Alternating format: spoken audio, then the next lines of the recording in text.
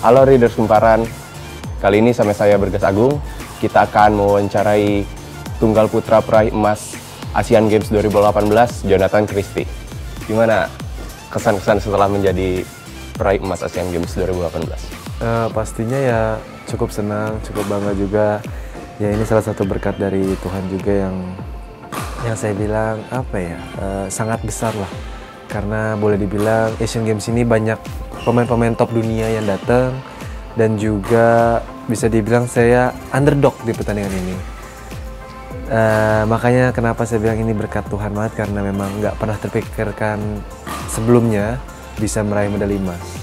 Benar nggak sih kalau turning point-nya itu di kekalahan beregu lawan Chen Long? Seperti Mbak Susi Susanti bilang, katanya kebangkitan tunggal putra itu di kekalahan beregu melawan Cina kemarin.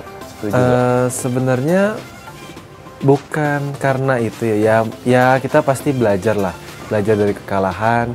Tapi kalau mungkin dibilang setelah itu kita bisa move on, ya mungkin bisa dibilang salah satunya ya itu. Tapi faktor apa yang akhirnya membuat Jojo percaya? Faktor saya percaya kalau Tuhan sudah membuka jalan, pasti nggak ada yang menutupnya. Itu saya yakin, dan sisanya saya hanya berjuang di setiap pertandingan, di setiap match, siapapun lawan saya, satu demi satu saya fokus untuk melewati step by step. Mas Jojo, ada yang unik dari Asian Games kemarin adalah selebrasi Mas Jojo selepas final. Sebelumnya juga semifinal, itu udah ngasih baju ke penonton, pecah, dan yang final lebih pecah lagi. Itu emang spontan atau ada niat untuk selebrasi seperti itu?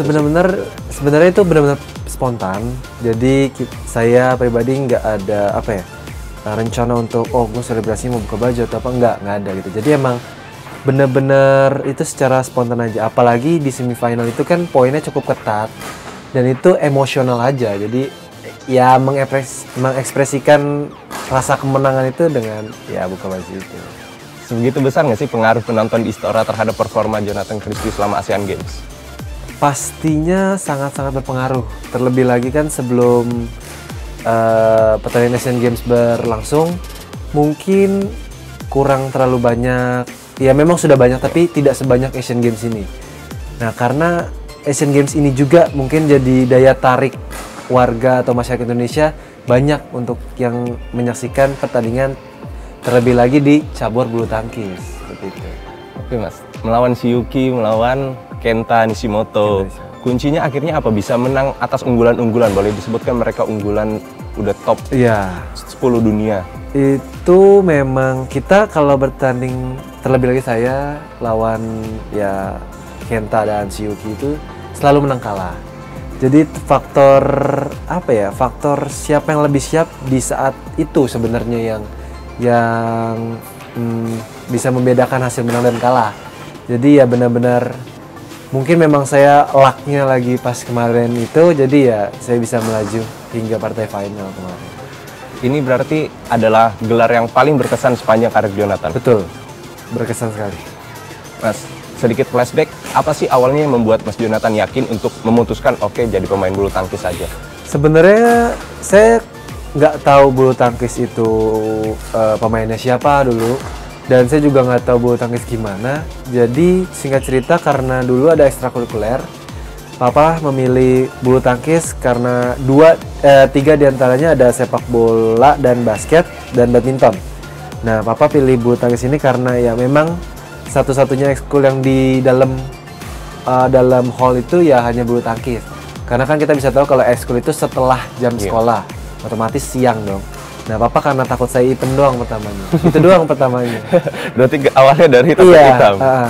Tapi emang saya tipikal anaknya ya udah disuruh ini ya udah saya hanya ikut aja gitu, ikut orang tua. Pada akhirnya momen di mana yang memutuskan untuk jadi profesional? Mungkin di saat saya merasa bulu tangkis sudah pas juara ya, walaupun dulu masih di tingkat-tingkat kecil, saya merasa bisa menghasilkan uang sendiri nih, bisa jajan, bisa beli apa. Nah, dari situ bisa untuk memutusin, ya udah gue mau jadi pemain bulu tangkis profesional seperti itu. Mas Jojo, dalam 2 atau 3 tahun kebelakang kan Mas Jojo sering dielulukan sebagai penerus Taufik Hidayat.